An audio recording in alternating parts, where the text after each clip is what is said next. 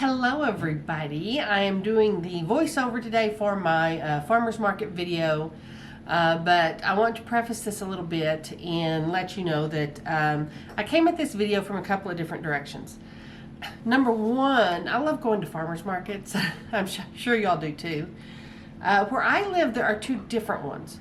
One of them is more ag producer focused. The other one is more community and product focused, and you're going to see the difference between them, between these two markets. I'd also want to let you know that several years ago, probably 10, 15, a number of years ago, let's just say a number of years ago, me and my youngest daughter actually sold produce at the farmer's market. We had a 1/4 acre backyard, basically, a large backyard, and we produced enough that we could go sell on a limited basis at the farmers market. And we chose the market because the community market wasn't a thing then. That's been new since we did that here in Amarillo. And so we actually did the Golden Spread Farmers Market, which you'll see that in this video. But when we did it, it was a lot different. This is held out at the old Sunset Center. And back before they had shopping malls, they had these little shopping centers. And this one was the precursor to a mall. There were actually a couple of those types of things here in Amarillo. They built the actual mall here in the 80s. I was in high school, I remember it. My best friend in high school, her grandparents had a house over in the development next to where they were building the mall. It was like a huge thing. And if y'all were in the 80s, let me tell you, the idea of going to a mall, just like you saw in all the teen movies back then, if you were cool, you went to the mall. We were all so excited. Now it's just not even a thing.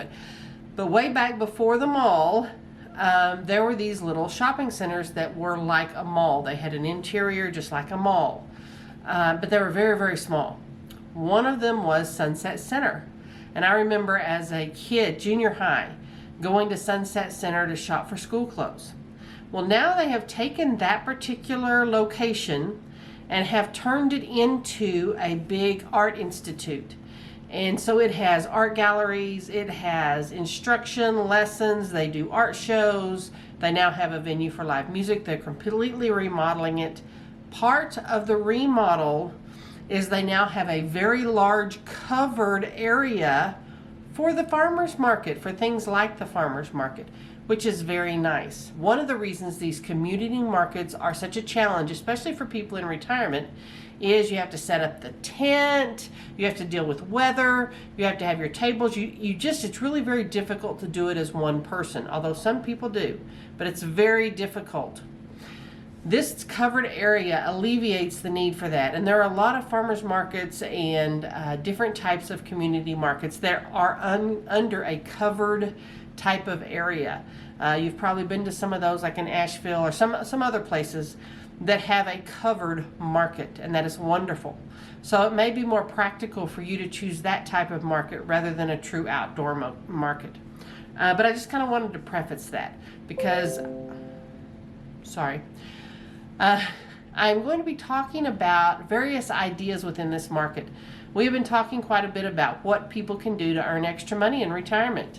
There are a lot of ideas at these types of markets for products you can sell, things you can make, ways you can go into a booth. You'll see some of these booths have 2 or 3 or 4 people in them selling different things, but they're sharing a booth.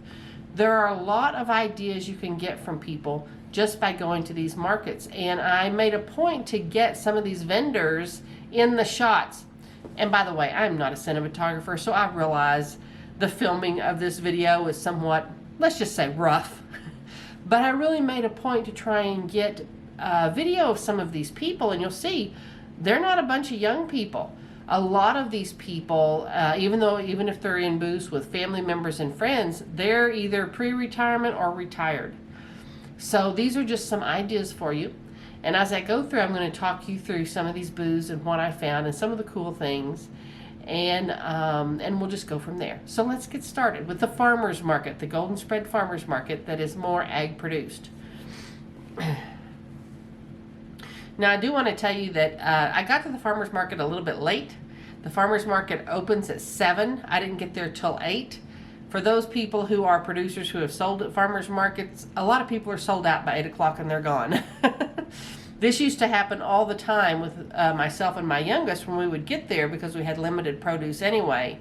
We were almost always sold out by 8 o'clock. So I didn't get there till 8 o'clock. So a lot of people were already gone, but I went ahead and took video of what was still there, because they will stay and sell for several hours.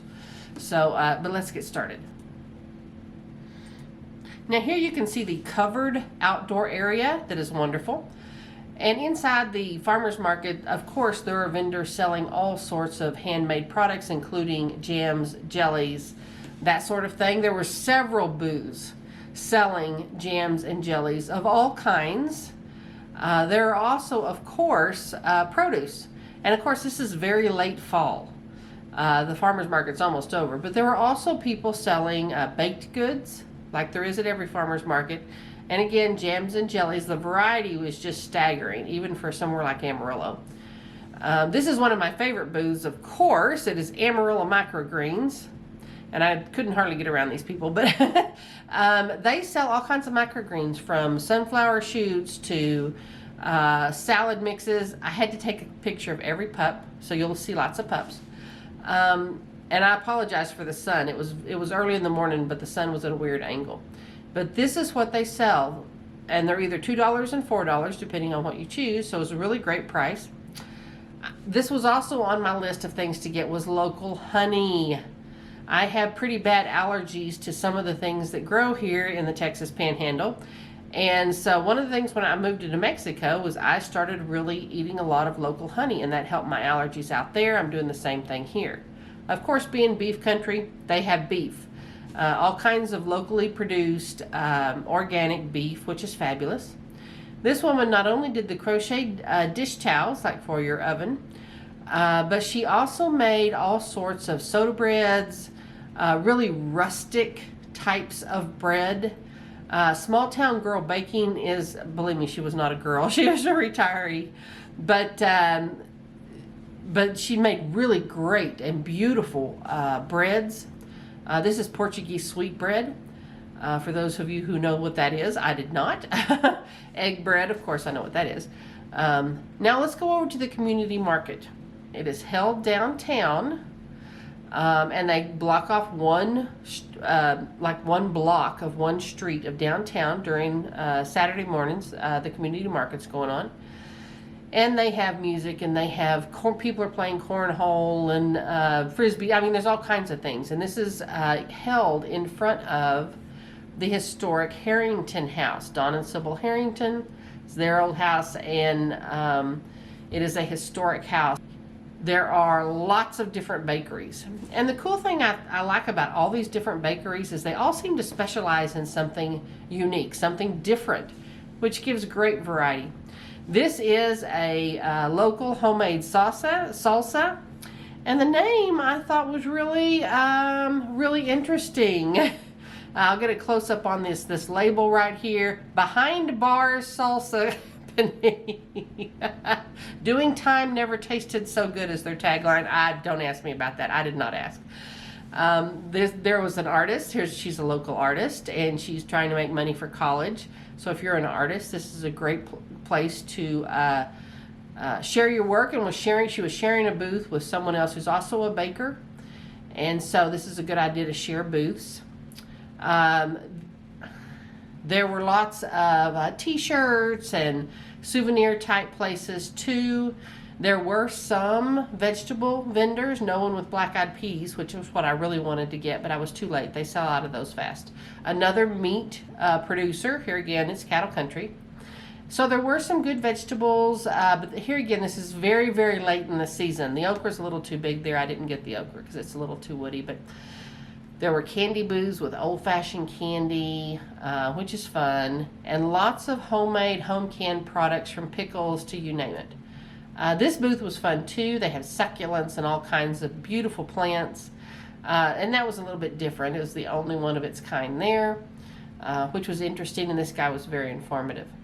And if you've never had freeze-dried candy, let me tell you, I got some of this candy from the Candy Factory. One of the problems I have is like bit of honey. I haven't had it in years because it sticks to your teeth.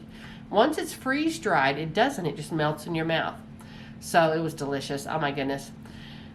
This is one of the jewelry booths. There weren't very many jewelry booths, which is kind of nice. I know when you go to some markets and things like that, the jewelry has really taken over. And that's not the case here.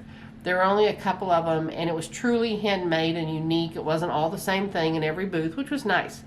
This is one of those instances where a family is together in a large booth. The grandmother, grandchildren, and children, they all do something a little different. Some artwork, some jewelry. They also had some baked goods right here, you'll see. So a little bit of everything in this booth, and it was an entire family that went together and did it. So that's a great idea too. You can share the expense and also share the potential revenue and have lots of help to help you set the booth up. This lady was super interesting. She takes secondhand objects and she makes these little hummingbird baths and bird baths for your garden or patio. So these are all secondhand objects that she has found and put together into these little bird baths. I thought this was very creative. It's very low cost to do because she's using secondhand items that she finds at garage sales or wherever, and she's putting together really creatively. People were really interested in this booth, so she was getting a lot of interest because it was just so different and so unique. Here is another jam and jelly booth. There were a lot of these. A lot of people are now doing jams and jellies that are really creative, and so this was one of those, but lots to choose from, good variety. This guy was super interesting. This is Seth Blackwell. He is a glass artist. He blows glass, and he had made all these little pumpkins. He's also trying to do a YouTube channel, so you might want to check him out. He had also made some bats, and he'd already sold out of the bats. The bats, I swear, were the cutest thing, but I love the little pumpkins and the ghosts he did. And you know, he also does all kinds of glassware and all kinds of decorative glass too, but the things that he did for holidays I thought were just really creative and lots of fun. So you can go look him up. Here's another bread company. Again, they all seem to specialize in something unique, so it's really nice to see booths that are not the same, and these weren't. They were all doing something a little bit different. And so it was interesting. I mean, for carbaholics like me, these bread things were wonderful. There's also this booth. It's a peanut brittle and cashew brittle, which is very good. Oh my goodness. This team of people, they do salves and creams and things they've developed themselves for the skin and for various issues. So they were really interesting because they've developed all these formulas themselves. They've worked on them a long time, and but they were really interesting. So you see all kinds of different ideas and different things that people have come up with. This is Peace, Love, and Cookies. One of the things I loved about this booth was they do very traditional cookies. I mean, who doesn't love a bag of cookies, right? So they do all kinds of really traditional, you know, your peanut butter, your oatmeal, sugar cookies, chocolate chips, thumbprint cookies, and they also did some specialty popcorn, which is great. No other booth had popcorn, by the way. They were the only ones. I mean, I've seen a lot of popcorn booths before, but there weren't any that day other than this team.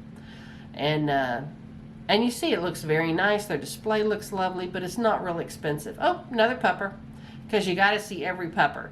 And no, Gracie didn't get to go because there's no way I could have filmed with her. It wouldn't happen. You can see this is the street they have blocked off right there downtown, right in front of the Harrington House. And this wraps around all through the parking lot, all through I mean, there's really a lot of booths. Another pupper. Hi, pupper. Another two puppers, actually. But anyway, this was the Burrito Guys. And they had, of course, their booth was immediately busy the second they opened. They have all kinds of wonderful burritos and handmade salsas. Of course, this is Burritos to Go. You can see there, I would have loved to have eaten one of those. I just ate, so I didn't get one. But beautiful burritos, burrito stop burritos. And Next, down from them were the beef jerky guys. Here again, it's beef country, so you're going to see a lot of beef products made with local beef and really great formulas. This girl, and actually she was pretty young, but she made all these crochet dolls and figurines and handmade items. Very creative. This is a digital artist that made those. And of course, almost every community market or farmer's market has a soap stand. And this was just beautiful soap. It smelled wonderful. Oh my goodness, it just smelled wonderful. Handmade soap. This was a basket they were giving away, so I entered for it, but of course I didn't win. Too bad, because it was a wonderful basket they were giving away. And this is what I got. I bought a couple of the microgreens. I got a pound of beef. I got a couple of creative jams and jellies, cherry amaretto and peach jalapeno. They both look just absolutely beautiful. There's the peach jalapeno, just yum, yum, yum. And of course I also got my honey. I got a little jar of honey. I'm going to see if I like their wildfire honey. I'm sure I will. And but I'll start taking that with my coffee. And this was my freeze-dried honey bits, and they were super tasty. But that was just a quick tour around both of our farmers markets. Like I say, it was the very end of the season. This was after Labor Day, so things were really winding down, and we just come off a really hot spell, so a lot of the farms weren't really producing a lot. And so that inhibited things a little bit, but I was really wanting some black-eyed peas and a whole bunch of okra, and it just didn't happen this time. That's my own fault for waiting so late. But I love some of the other products and things that I got. And I also got a lot of really good ideas. The way that people were doing things, the ease with all the payment apps now, whether that be Venmo or Cash App, whatever. It is so easy for people to pay you now remotely. The whole process is easier. Customers are just so adept at dealing with people who do homemade products or handmade products. They're used to seeing them. They're used to buying them. And here again, it's not that these booths or this type of business is going to earn millions. But it is a little something. I know when we were doing the farmer's market, it wasn't a whole lot. Of course, we had limited produce, but it wasn't a whole lot. But it was something. It was enough. And like I say, my youngest daughter helped me, and it gave her some money, it gave me some money. And I actually enjoyed the experience. I was really in it for the experience. I don't think she was in it for the experience. She was in it for the money, so you know, which I totally get. But here again, these are just some ideas, and there are things that you maybe can't do by yourself. But maybe you could do it with people, with family, with grandkids, with friends who are also creative. You can get together as maybe couples and do it. Well, I hope you enjoyed this little tour of the Amarillo Farmers Market and Community Market. Thanks for joining me, and I'll see you next time.